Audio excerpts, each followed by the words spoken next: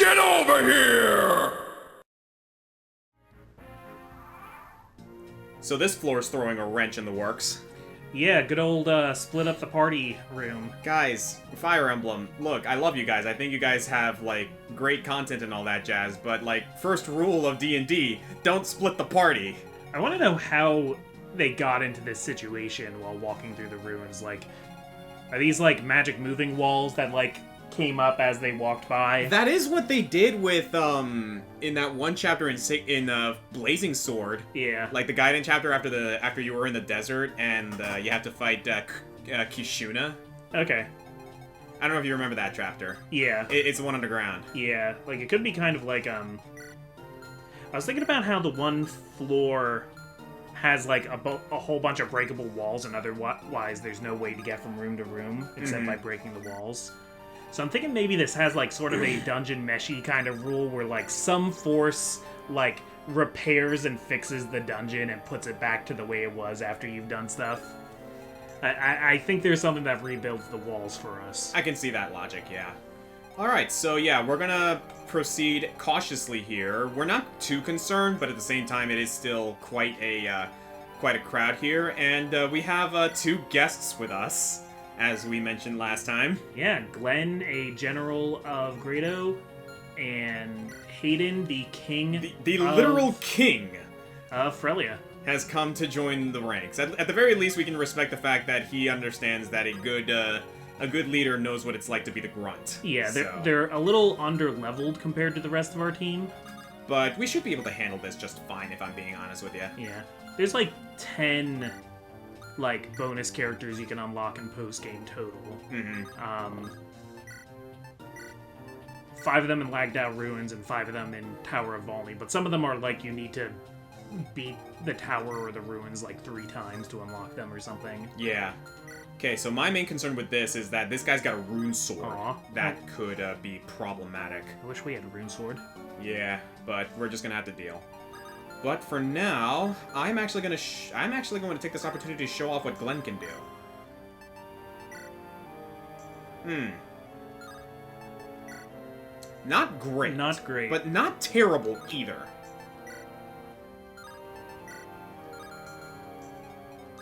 Let me see how Ephraim does. I mean, Ephraim can eat this guy up for days if he uses Siegeman, but I don't want to waste Siegeman too much. These spiders are pretty tanky, is the thing. Yeah. I think we should let them come to us on this side. The problem is that if we let them come to us, then this archer can take a pot shot at Glenn. Like, not right now, but, I mean, if we just plant Ephraim here, then, yeah, you want to just do that with them? Yeah, I think so. Alright, I'm gonna use the Killer Lance at the very least, so that, maybe he can get, like, an off-kill against that spider. These guys, on the other hand, this is gonna be an issue. Yeah, that's a lot of spiders. The good news is, that, we have a couple of, like, dodge tanks and, like, pretty, like... tanks that should be able to handle this just fine, though I'm gonna be honest with you, I'm probably going to have Gilliam just kind of, like, push forward and, like, do as much as he can against these things. Yeah. Because he'll be able to tank these guys for days. And if we can get through this middle room faster with them, they can go around and support Ephraim. My main concern, however, is this mogul. He's got Shadow Shot, which, unless we take care of that, with someone, then he's going to just be able to continually take pot shots at our party, and I think that's going to be Artur's job. Yeah. So, like, thankfully, Shadow Shot only has 5 charges. We just gotta run it out. So, in the meantime, I'm actually going to take this opportunity. Sharp Claw, Sharp Claw, Sharp Claw. Okay. Gilliam, you're actually in range of all 3 of these, aren't you? We're going to plant Franz here for the support. We're going to have Vanessa come back here so that she's no longer in range. And we're going to have Gilliam go to work. Okay. That's pretty much all we can do at this point. Yeah, I think that's the turn. Alright, let's see how it works. Because here's the cool thing. With Gilliam next to Franz... Thank you for demonstrating exactly my point. Yeah. Yeah, up to crit.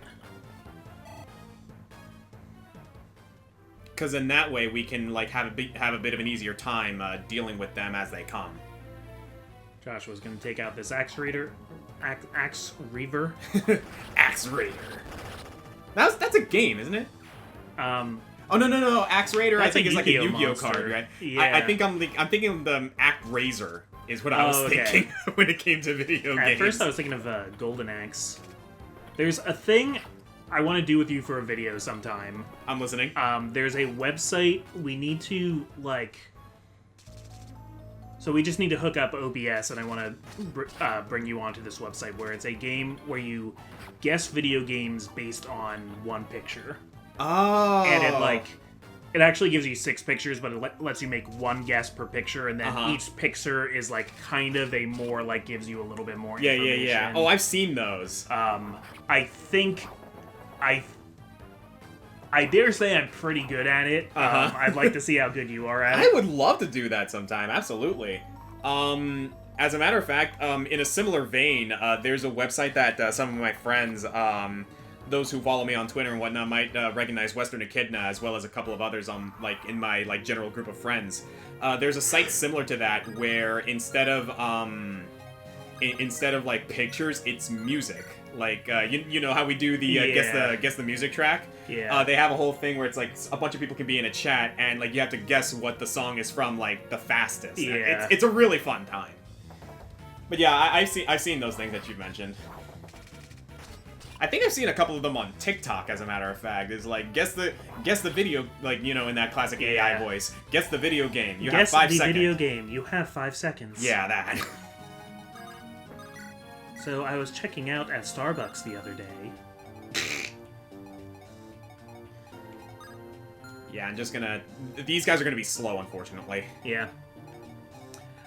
Ephraim's really gonna have to do a lot of that himself. Cause yeah, he's gonna have to carry that whole Yeah, spiel. Glenn doesn't really have the damage we want him to have. We'll work on it. We're tying a hand behind our back here. So... The reason why we were a little slower, we're a little slower with releases on this, is because last week Oscar was over here, but my power had gone out. Yep. And his power had gone out. Yep. Out of nowhere, there was a crazy storm that lasted like 3 minutes.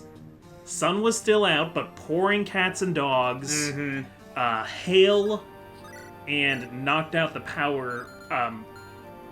Yeah, I don't know about you, but my power was out for like 26 hours. Ours was out for a good while as well, as a matter of fact.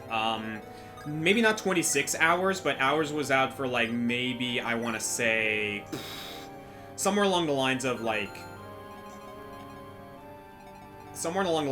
8 hours. Yeah. So what's your like...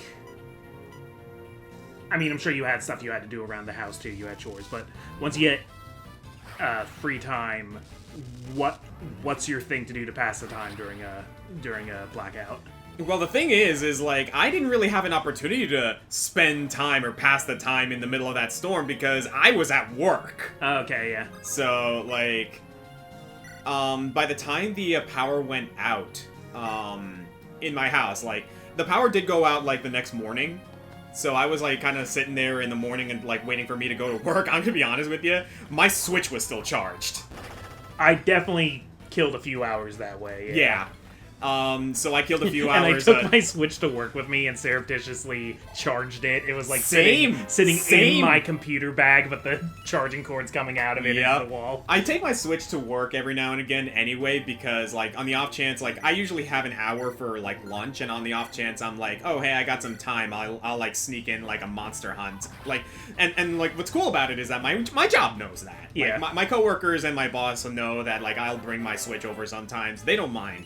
I mean, if it's for your lunch break, that's like, your time. Yeah, that's one thing. And the other thing is that, like, you know, they know for a fact that I'll get my job done. So long as that's the case, they don't care how I like, you know, spend my time. No harm, no foul. Exactly, which I admittedly appreciate. That's one of the good that is one of the good things about my job is that, like, as long as I get my job done and I'm not disruptive or rude or, like, you know, doing anything, like, you know, questionable, they're not necessarily going to, like, look over my shoulder about it.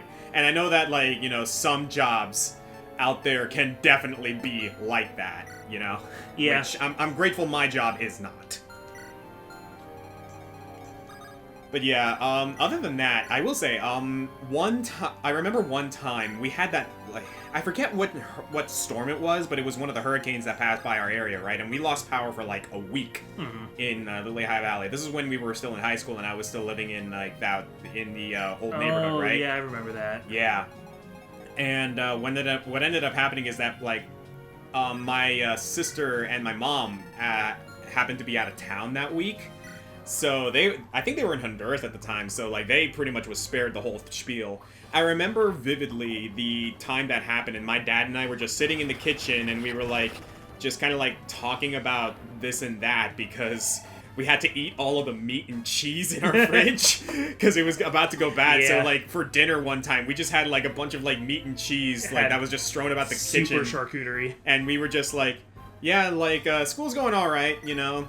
The soccer team is getting ready for the next match, and like we were just shooting the breeze like in the kitchen. It is a good chance to like just like actually talk. We have so many. I'm gonna sound like a real old man here, but like we have so many screens and so many things making noises in front of us every day, and it's kinda, you don't realize how hard it is to like really keep up with people when you're so distracted constantly. Oh yeah, absolutely. Other than that, like I think my dad I remember my dad and I spent a lot of the time during that week just kind of like making sure that the house was taken care of like every day. Like during that week we were outside, we were cleaning up debris, we were making sure that like you know, if it's the been house was, storming, you got to keep the gutters clear. And... yeah. And that's pretty much how I spent my time. Other than that, I don't exactly remember how I spent my time, but I think I spent my time playing with Legos. Nice. Even in high school, I still had a Lego collection, and I still like to like fiddle around with that. So, yeah, I was like playing around with like Legos during that storm, and I had a good time. You know, it's weird. I probably would have loved Legos, but I never had them growing up. Really? I had maybe like 40 singular like Lego pieces of like extraneous sets that somehow came into my possession when I was little. So I would just like put them together in different ways. They didn't like look like anything in particular, but like in my mind they were whatever, a spaceship. That's actually how I did it. As a matter of fact, you know Pinewood... Have you ever done the Pinewood Derby? I have, yeah. I did Cub Scouts and... Yeah. We actually had that at my church. Okay. So like, they called it the Awana Grand Prix. Which was basically just Pinewood Derby. Yeah. Like let's I'm not But gonna, Pinewood Derby is like an official thing by the Boy Scouts of America. Yeah, so. but it was basically just that. But what ended up happening is I became the kid in that group who was known for implementing Legos in some way to my car design, whether it's like, you know, drilling little bits like in the front and putting like those little round Lego bits in there to act as like headlights, or like putting a little like man like drilling a small little spot so that a man can like, you know, hop in and drop, like look like he's driving the car, that kind of thing. Like I was a Lego kid when I was in like elementary, middle school at my church. That's cool. That sounds more fun than Pinewood Derby, honestly, because Pinewood Derby is very specifically, you can only use what's in the box. Mm-hmm. It is very, very standardized. Like, very regimented, right? Yeah. Yeah, I can see how that can be. Because the thing is they'll like, have, like, nationals for that. Like, oh, yeah, like...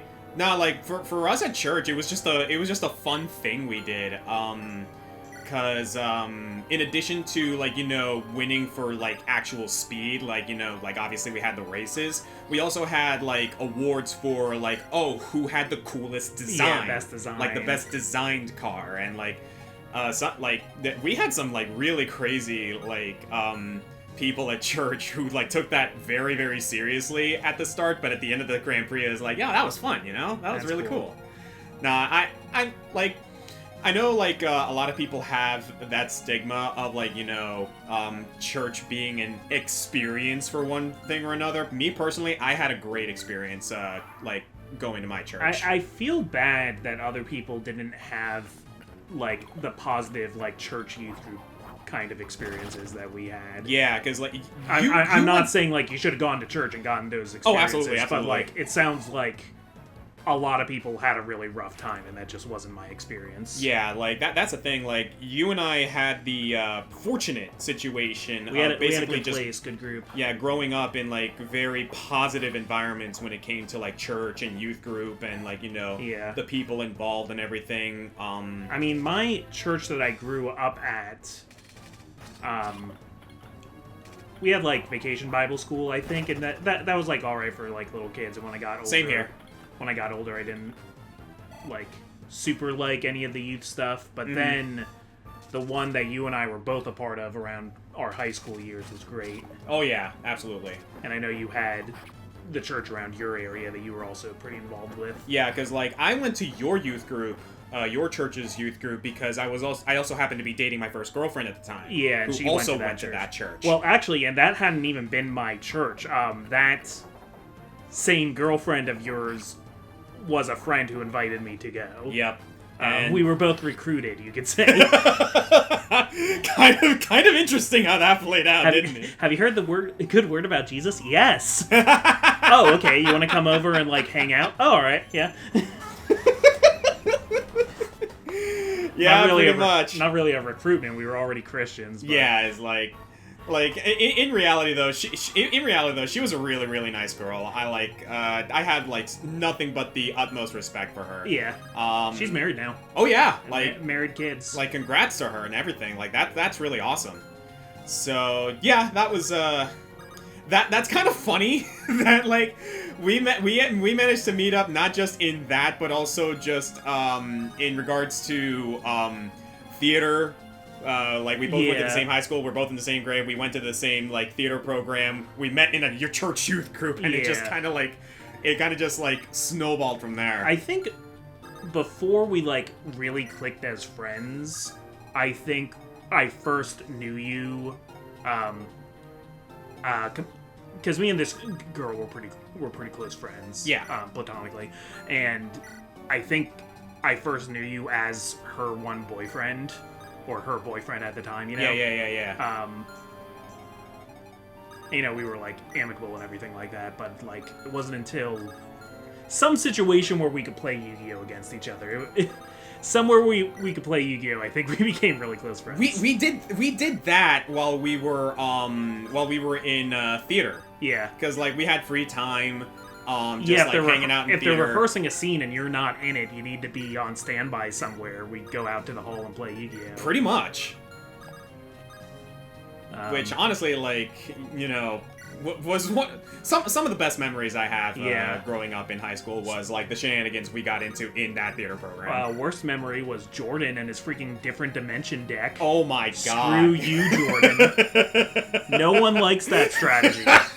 No one likes playing against it.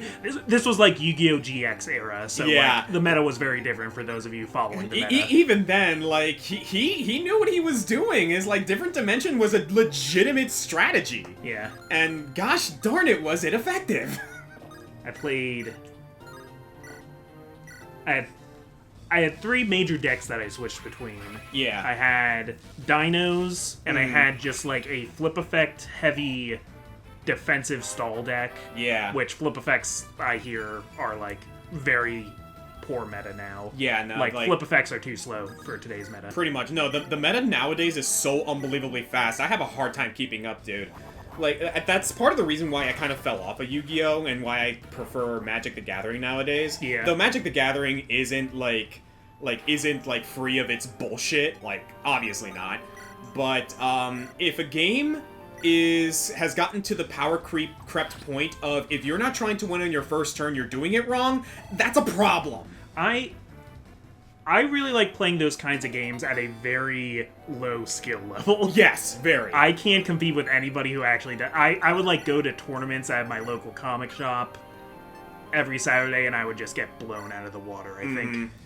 I think I won one match in a Magic draft the entire like 7 draft tournaments I went to at this one shop. I won one game. Yeah, and that's actually like another thing I really like about Magic the Gathering is like the commander format. because Commander, like, they have competitive Commander format, obviously, but, like, Commander is, like, very much, like, far more casual, like, way more, like... Because you can't have doubles of anything, right? You can't have doubles of anything. So that cuts off a lot of strategies. You have that one commander that, like, you know, you can play at any time, but, like, gets more costly the more you lose it. You have to stick to that commander's colors. So it makes deck building really fun. It makes, like, different strategies really fun. You have a 100-card deck instead of the usual 40. Yeah. But it's just a fun one, and it's one of those, like, it's that kind of, like, format. It's a format that encourages you play multi. So instead of the usual 1v1s, you're, like, basically, like, encouraged to have, like, set, like... Battle Royale. Like, Battle Royale 4. Like, nice work, Glenn. Yeah, like, the whole thing is, like, you know, encouraging you to be like, oh, yeah, like, I'm here to, like, just have fun. We're gonna have this chaotic match between 4 different people. Yeah. Christ almighty, that damage! Sorry, Hayden. Yeah, I tried to get him out of the way, but he wasn't fast enough. The good news is, however, he's right there for the picking now. Yeah, he's gonna get Joshua. So we can actually, we actually can, like, take care of this lickety-split now. Yeah, can we try Joshua first? Honestly, like... Oh, wait! Because he has Shadow Shot, he can't counterattack! That's true. I'm gonna do it with the Brave Sword. That way, when that other guy comes up, he's pretty much guaranteed to kill. Yeah. And then Hayden can come up, and Artur can patch him back up. Is that maxed out Joshua? That's maxed out Joshua. A less than stellar strength stat, but hey, what are you gonna do? Yeah, I'll take it. Joshua doesn't need strength, he just needs to do consistent damage and crit from time to time. Mm-hmm. So that's a really, really good turning point here. That being said, we do still have to consider that stone. Yeah. So Joshua might be in the line of fire of that, but... Does Mulder have a restore? Mulder does. Oh, sorry. Yeah, that's Artur. Yeah, Artur does not. Okay, so if Joshua gets hit, Artur is gonna have to clean up. Yeah, which is fine. Again, the good news here is that because that Shadow Shot Mogul is out of the picture, Hayden and everyone else pretty much has much more better reign to kind of, like, do what they need to do around here. Yeah. So... this actually is a pretty favorable situation. Yeah, that really was the fulcrum to this match. My only concern right now is that this dude has a rune sword. I think we should bait him with F. You think so? Yeah. Actually, now that I think about it... Okay, no, he does not have a barrier staff on him. So yeah, what we're gonna do is we're just gonna do that. Yeah, Ephraim can take the hit though. I think, yeah. The rune sword's not gonna do 53 damage. Yeah. If that were the case, I'd have some questions. So here's a question for you. Yeah. Into TCGs, obviously, Magic the Gathering, Yu-Gi-Oh! Into tabletop role-playing games, like D&D and Pathfinder. Yeah. What are some of your favorite other tabletop games, board games, etc., that aren't like D&D RPG things? Some of my favorite memories in college, as a matter of fact, was getting to discover a bunch of, like, really, really cool board games. There's so many good ones. Definitely, okay, so throughout high school, first girlfriend, again. Yeah. We played a crap ton of Settlers of Catan. Yeah, Settlers is great. Like, even nowadays, I would totally, like, sit down and play a game of Settlers. It's a really solid game. Settlers is, like, the most approachable, less approachable board game. Yes. It's, like, it's just complicated enough to be like, oh, yeah, like, this is not something that you can just, like... This isn't, like, Go Fish. Yeah. Obviously. Yeah, it's not Mancala, it's not...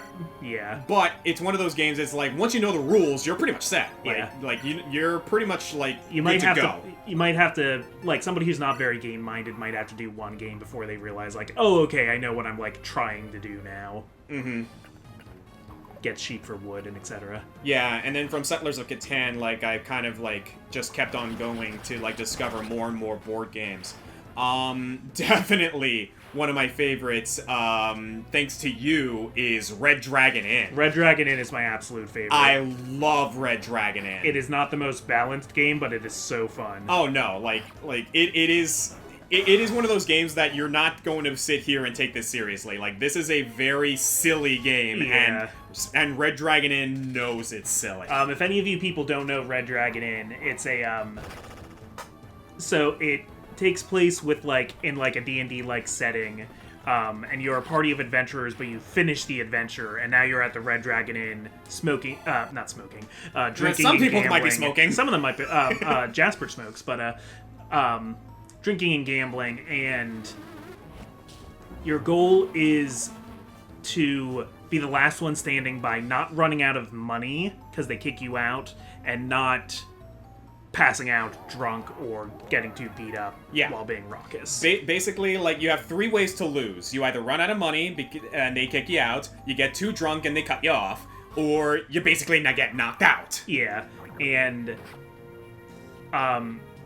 each person plays as a character. The initial set has 4 characters. It's like a human fighter, a human wizard, a halfling rogue, and a elf cleric. But since then, there's been so many additional sets. I have over 50 characters in this, where each of them comes with a deck of cards. And all of the cards they're doing are, like, things they're saying. They're usually not directly attacking each other. It's usually, like, funny situations that are happening in the bar. Like, oh yeah, like, there's gambling, and there's, like, the you can buy more drinks for people to get them drunk faster, and the bard can pay for drinks with a song, and someone accidentally spills their drink so they can skip their next drink phase so that they can keep themselves from getting too drunk. The dwarf, dimly, just like every drink he picks up, there's like a card that lets you be like, oh, I only drink the good stuff. Oh, no self-respecting dwarf would drink this swill, and you get to skip the drink. I remember like, y'all, like, didn't like me a lot of the time, like, vicariously, obviously, or, like, you know, or not vicariously. You were being a little bastard. I was being a little bastard because I like playing Gurky. Yeah, because Gurky's a little bastard. He's the rogue thief. That's the halfling rogue that's in the first set, and he basically specializes in gold starving other people. Like, his whole spiel is, like, pickpocketing, forcing you into gambling matches. Yeah, he's very good at gambling. He cheats a lot. Since then, though, like, I think one of my favorites that have come out, like, since then is Sarah, who's more assassin-focused. Sarah's really good. One of my favorites is she has an action card that does 1 fortitude damage, and then you can play another action card. And she has another one that's, like, can't be countered. And it only does 1 damage, but you can't counter it. Yeah, that was her whole spiel, is that she had a lot of cards that basically kept you from responding to her. Because she was very swift. She was very, like, you know, sneaky. She was very, like, good sleight of hand type of thing. And it's not even like these people are fighting each other. She's like, oh, careful, those are sharp still. Yeah. Like, these people are not actually trying to kill each other or anything like that. There's just, you know, their antics happen to be a little bit more than dangerous. Yeah, there's Gog, who is a half ogre. Oh, I love Gog. And all of his cards are written, like, in his voice. They're all written in the character voice, but Gog no drink this! Gog busy now! And he has a lot of just solid big damage cards. So he has Why You Laugh at Gog, which does 2 fortitude damage. Then he has Gog Make Funny, Why You No Laugh, does 3 fortitude damage. Yeah, he's basically like a fun version of the Hulk, where he's like, he gets insulted and he will punch you because you didn't laugh at his joke. But he's not trying to kill you, he's just a little bit, like, insulted. His most dangerous one does 4 fortitude, and it's called Dance with Gog. Oh, yeah. Love it. Oh, man, it's great. Yeah, dude, I would totally be down to, like, play some more Red Dragon Inn. It's been a little while. Yeah, I'd love to show people on the channel those antics the way that, like, Smosh Games or, like, Table Flipped or Critical Role can do board games with the camera, but that's so much production setup that we don't have. Yeah, unfortunately. But yeah, moving on to, like, some other games, I remember we also had a lot of fun playing Betrayal on the House of the Hill. Yeah, that's a good one. That's a really good one. That's a really good, like, social deduction / like, random chance slash like co-op slash like horror style board game. Like there is so much that can happen with Betrayal in the House on the Hill. That like it's really because cool. you don't even really know what the game you're playing is until halfway through. Pretty much. They've made a lot of... They're up to, like, 3rd edition on that now, so there's, like, newer versions of it that kind of clean up some of the messier mechanics. Oh, yeah? Yeah. Which I've thought about picking up before, because board games are expensive, but that's one I like a lot. Oh, yeah. Like, that is, like, not a question, like, at all. Bang is one I really like. Bang is so fun! You're all... So it's like Werewolf, where like people have different roles and nobody knows who's who except the sheriff. And then there's deputies trying to protect the sheriff, and outlaws trying to kill the sheriff, and renegades trying to kill everybody. But the only person revealing their character is the sheriff. Mm-hmm. And you're shooting each other and usually falling into accents while you do it, and bang! So that one can be a lot of fun. Mm-hmm. Yeah, bear with me here. I'm trying to, like, figure out what I can do here without putting too many people in too much danger. No problem. These moguls are giving me problems. A more recent one I like is Happy Little Dinosaurs. Huh. You are dinosaurs trying to escape the extinction event, and bad things are happening, and it's kind of each round there's like a disaster, and then each person plays a card and there's number values on the cards, and there's other cards that let you like switch people's number values, and whoever does the worst like gets that disaster. Ah, okay. And whoever gets the most that round like gets to move down this track. So yeah, you're trying to either be the last one standing or the first person to finish the track. Because if you get too many disasters, you die and you're out of the game. Okay. But the more disasters you can get without dying, the faster you start automatically moving down this track. So like, to a certain extent, there's a strategy in, like, letting bad things happen to you. Okay. Interesting. And they're all, like, really cute art of baby dinosaurs with terrible things happening to them. Because there's like meteors and stuff, and they're all like, "Oh, what's that?" In the same vein as to what like attracted me to Magic the Gathering, in a sense, right? Yeah. One tabletop like genre I really like is the deck builder game. Yeah. And one of my personal favorites is Dominion. Dominion's great. Like, I really like. Like, it's one of those, like, games where it's like, okay, you kind of have to, like... It's a combination of resource management and math, in a way. Yeah. And I really like the way Dominion does that. It's been a long time. Like, I don't think I've ever played Dominion with you. I've only played it twice. I remember specifically playing it with my church friends, as a matter of fact. Yeah. I remember specifically my friend, his name is Phil. He and his brothers liked playing Dominion, and they introduced it to me, and we just had a blast playing, like, for hours. I would like to get back into that game again. Alright, Glenn, we're getting there. Defense, resistance, HP. Okay, we're going tanky. In the meantime... What does that Gorgon have? She has a stone spell. Okay.